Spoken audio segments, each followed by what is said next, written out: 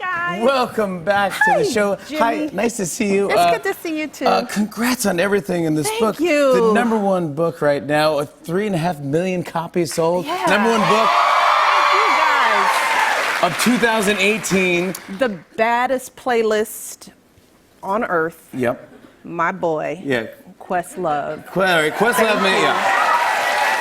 So, this is interesting. When you do your book tour, you have a playlist of music that you play during the event, and it was made by our very own Questlove. Yes, indeed. How did you hook up with Questlove? Did you? Just called him and said, "What you doing? You free? Yeah, you free? Yeah. Want to hook me up?" Yeah. And he was like, "Okay, I'm on it." Yeah. And so he went in. She asked me for like 40 or 50 songs. Yes. And what'd you give her? 1,100. I mean, he doesn't mess around. I know. And it's available on Spotify and Pandora. And Pandora, yeah. What is the playlist? What is it called? It's the, I think the Michelle Obama Music Aquarium. That's what I called it. The Music Aquarium, yeah.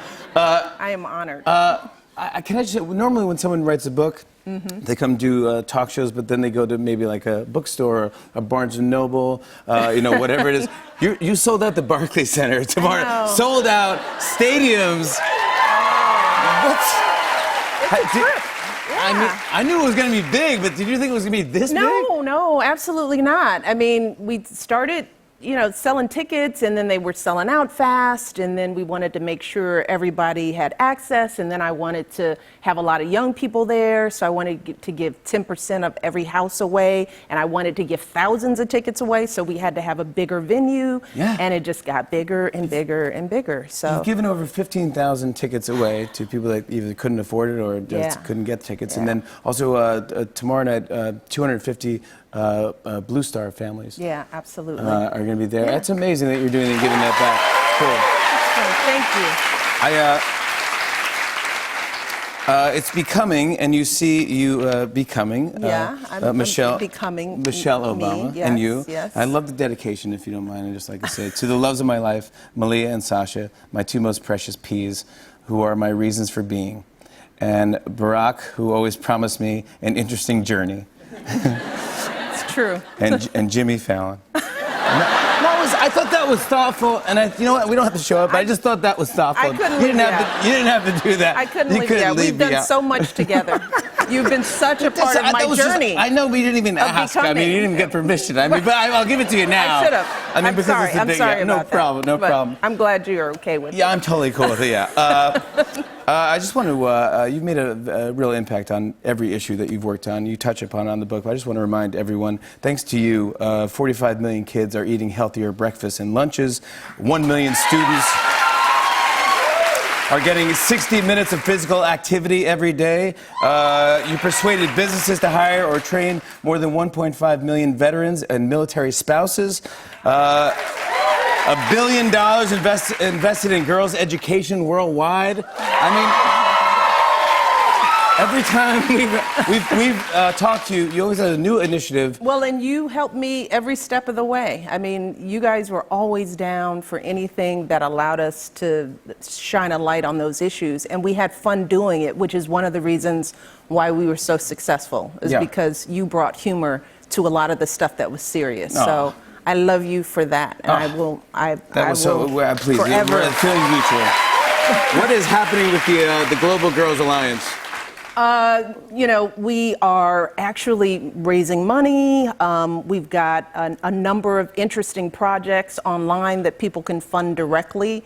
So one of the things we wanted to do with the Alliance is find some of the best work happening all over the world and allow people like you guys to get online, learn about it, and fund it directly. And my hope is that this year, at some point, I'll be able to go and visit some of those programs. But we've had a big summit, pulling young leaders together, meeting some of the people on the ground doing the work.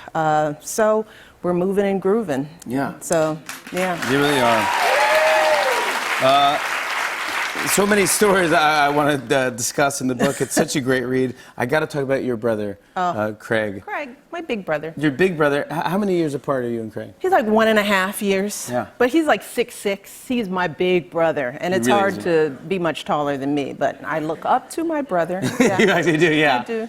You've got some pretty funny stories in here about your, the fire drill. Well, most people know my father had MS growing up. And part of the story is sort of showing how when you have a parent with a disability, you kind of feel like you have to plan a little bit more because, you know, my dad couldn't walk without the assistance of a cane, and eventually he was in a walker.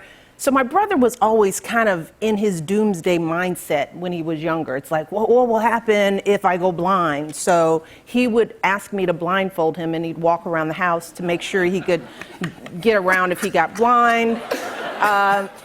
There was a time that he had me tie his right hand behind his back just in case it got cut off. No, seriously.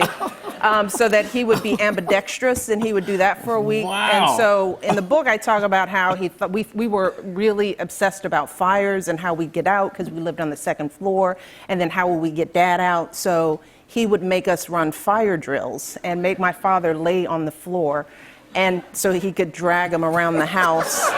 And, you know, and this tells you a little bit about my father, who was a very, you know, he was a very dignified man, but he humored us because he knew, and I was always Craig's his little, freaking out, yeah. I was his sidekick in all this. I was his assistant, so I had the, you know, notepad, and I was checking for the fire alarms, and you get on the floor, Dad, and then he dragged Come on, him. we did this 5 times already. That's Let's right. come on. Let's. That's right. And he was like 10 years old. He was a little kid, but he thought, if something goes wrong, I've got to be ready.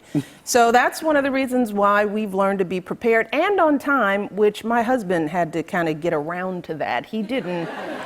He wasn't good with time until we got married. You said like the first time you met him, right?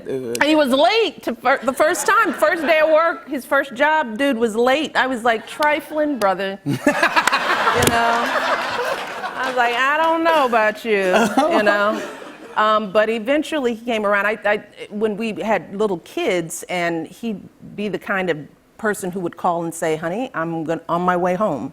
Yep. And it would be hours before he'd get home, only to find out that he didn't know what coming home was. Sure. I said that's where hope actually began. He was hopeful that he would get home. Too much But work, he couldn't quite, you know, so I had to start telling him, well, you tell me where you are, and I'll tell you how long it'll take you to get home. See, that's a how I'll partnership know. right there. Absolutely. So, he didn't get our on-time gene. He's much better now after 26 years of marriage. Is that right? Yeah, Oh yeah. my gosh, congratulations. He's gotten much better. I'm going on 11. It will be my anniversary this week. Well, bless yeah, your thank heart. Congratulations. And I have 2 girls. Yeah, yeah. They're 4 and 5 now. A lot of people come up to me and they go, "Oh, don't you miss when they were babies?" Like, no way. I don't. Babies are cute, but Yes. they're hard. Yeah, they're cute, Yeah. they're hard, and it's great. But I like who they Every are now. age they are, yeah. They're I think they're interesting They now. have things to say. That's what I'm saying. And don't you find they're so very different? Oh You know? my God, I like read- you think you're a good parent until you have a second one, and then you realize you had nothing to do with the first. No, they're just their own people. Yeah, yeah. Oh, completely. Oh, yeah. They're totally 2 different kids. Now you have teenagers now. I have young ladies. Young ladies. Young women, yes. And do you miss when they were babies now? No, I love the baby stage. I'm like you. I love every age, but now they're really interesting. We're friends. They're boyfriends we can talk about. Isn't that amazing? You know, they drive so they can, you know, they can earn money, so they ask for less. I love it. See, my babies will never have boyfriends or learn to drive. They're not leaving the house at all. They're just Well, staying in one room. I've always said, as quiet as it's kept, the second term of the presidency was really fueled by Barack's desire to keep them with their agents into their teen years. He was like, we got to win because I don't want those girls walking around this. He wanted men with Exactly. guns with them. So Taking care of he these worked extra hard on those votes. The little He's like, girls, come on, absolutely. Yeah. voters. We've done a bunch of great, funny bits, and I love that you just get out there and you talk to everybody and you're so personable. But people really connect to you. And you say in the book, it's about liking yourself. Yeah. that makes you connect? Explain that a little bit. Well, I think people can smell inauthenticity, you know, and if you're not comfortable in your own skin, that comes across. You know, that's one of the challenges I think that politicians have, because politicians aren't always people, and you have to really enjoy people because folks they will sense that. So for me, I am Michelle Obama behind the scene in the Blue Room, when we're acting up, when I'm in the White House as First Lady, when I'm here, I'm always the same person, and it's easy to keep up with that. I don't have to make up a story of who people think I should be, and in that way it allows me to be comfortable and enjoy every minute of my time with the people that I meet. That's right. On and on and on. I said, and it's on and on and on.